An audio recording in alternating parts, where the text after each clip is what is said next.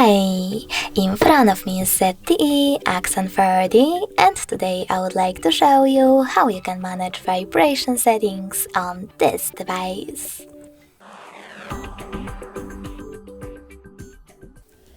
First of all, go into Settings. Now you need to click on Sound section over here and then tap on Vibrate next to Silent. This way you will mute your device completely, leaving only vibrations. You can also click on Ring next to it and tap on one of those options to select the best one for your incoming calls. Ring only, vibrate when ringing, or vibrate then ring.